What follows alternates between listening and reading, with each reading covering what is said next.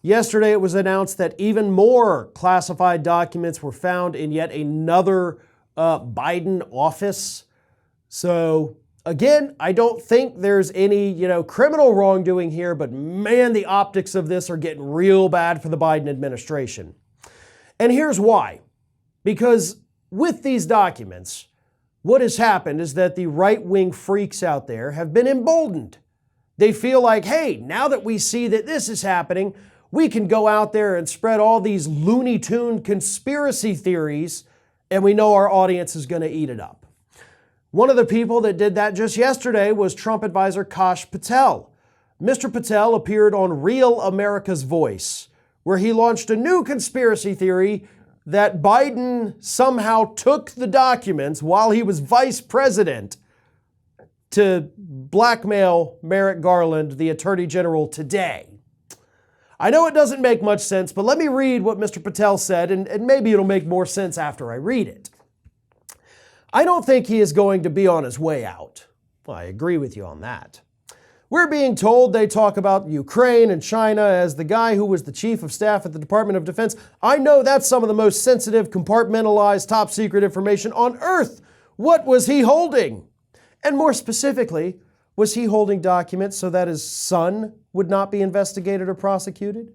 Was he holding documents to gain leverage on those, i.e. Merrick Garland and the FBI, who would investigate his son? So he could come back later as commander-in-chief and say, no, I've got the dirt. You can't prosecute my son. Like many conspiracy theories pushed by idiots on the right, as soon as you start just kind of poking around at this, it immediately falls apart. Because in order for Mr. Patel's, he's not pushing it, he's just asking questions, right? Because that's what they do to avoid, defaming anybody. We're not accusing you of this. We're just asking questions. But in order for Mr. Patel's little theory to be true, President Biden would literally have to be psychic. Like he would have to be able to actually see the future in order for any of this conspiracy to be true. Let me explain it. These documents are from when Biden was vice president of the United States. So 2016 and before.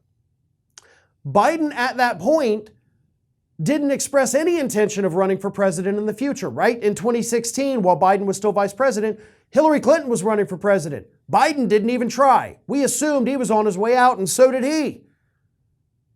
So how could he have taken documents knowing that eventually he would be president when he had no intention of being president at that time? Furthermore, Merrick Garland, why would he specifically pick dirt on Merrick Garland, who at the time was just a federal judge, right? The Republicans had stonewalled his appointment to the U.S. Supreme Court. So he was just a dude back there on the federal bench. He wasn't Attorney General. And Biden had no way of knowing that he would be Attorney General under a Biden administration that nobody had any plans to make happen to begin with. So again, in order for Biden to have done what Patel is just asking questions about, he would literally have to be clairvoyant to know that not only would he eventually win the presidency 4 years later, but also that he would appoint Merrick Garland to be his Attorney General, and of course, that Garland would be approved by the Senate to become the Attorney General. That is a hell of a prediction on Biden's part. And in order for Mr. Patel's theory to have even a little bit of truth to it, Biden would have to be psychic. This is Hattie. Hattie wants to know why you have not subscribed to our channel. You obviously like our videos, so do us a favor and subscribe.